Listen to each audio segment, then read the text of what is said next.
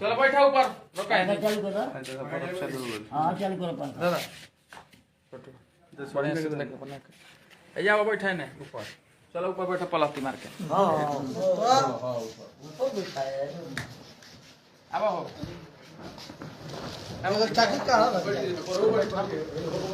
बैठा ना व्यास। जुड़ जाए लो जल्दी जल्दी।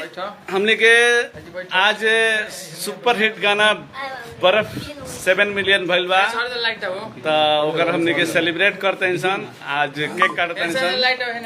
पहले बर्फ के बारे में कुछ बोल दो पहले। प्रणाम नमस्कार। आज गाँव में पानी सब देखे बिना नहले धोले बैठे बन गाँव में।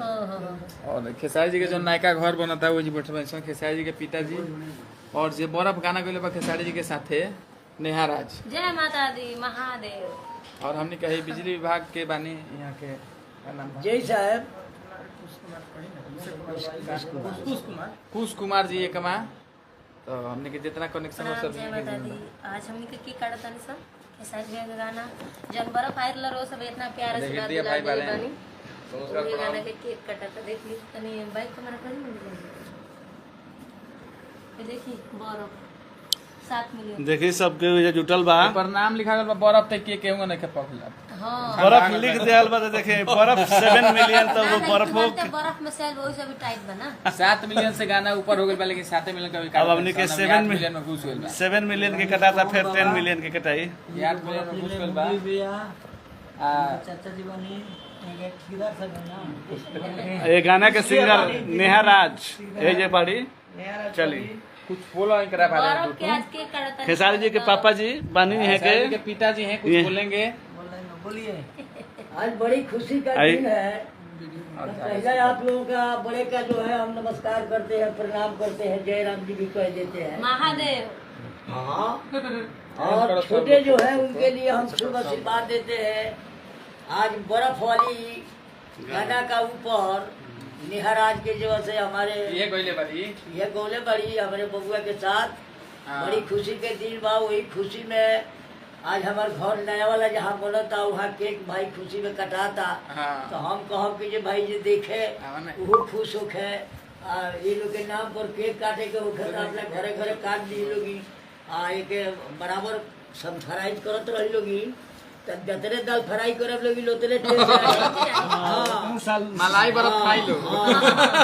एकरा बाद तो चटनी अचार प्याज मरीचा लहसुन सब खाई लगी और हम लोग के सुनावल जाई। बढ़िया खुशी के दिन बा हमनी के भाग बा। हमनी के बनाए के नाम के बानी सो हां एक नाव के तो बड़ी बड़ी बात नहीं है। ये को तो हमने बस ऐसी करते नहीं भगवान और कुछ कोई तो पाए पूरे। सोनी प्रणाम नमस्कार भाई भाई बर्फ के मलाई बर्फ बना दे।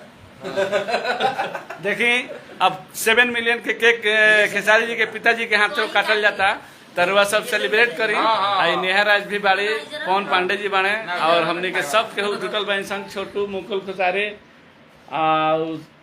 अपन नाम बोल आलोक। हाँ हमने के भाई आलोक विकास जी सब केहू बा डबल ब्यास है हृदय भैया बाण पीछे देखी सब कोई जुटल बा।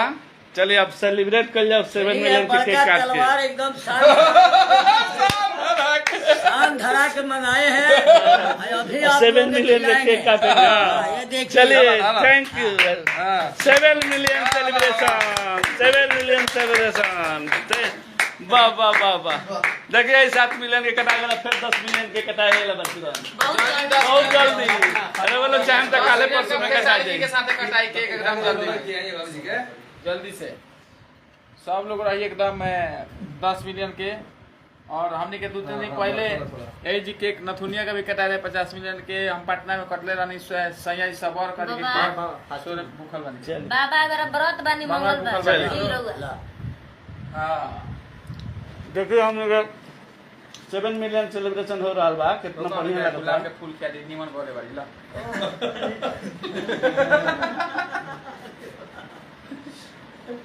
ला तू खा देखिए कितना अच्छा 7 मिलियन सेलिब्रेशन बन रहा बा।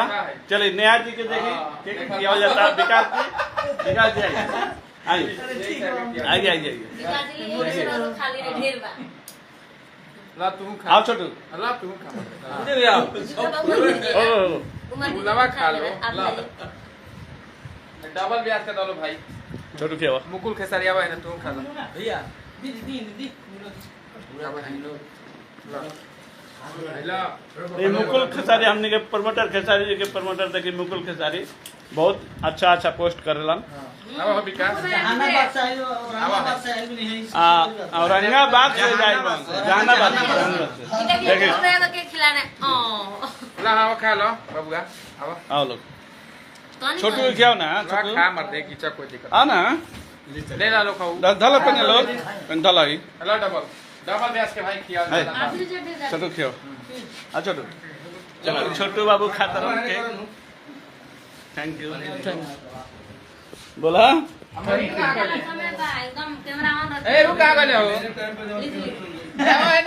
चलिए तर वो सब जल्दी जल्दी एक 10 मिलियन कर दी कि हमने 10 मिलियन के नमस्कार और सही प्यार आशीर्वाद नहीं करके 100 मिलियन के केक काटी सब केक काटी सन हाँ प्रणाम चलिए नमस्ते प्रणाम जय माता दी जय माता दी जय माता दी हर हर महादेव हर हर महादेव मुकुल भैया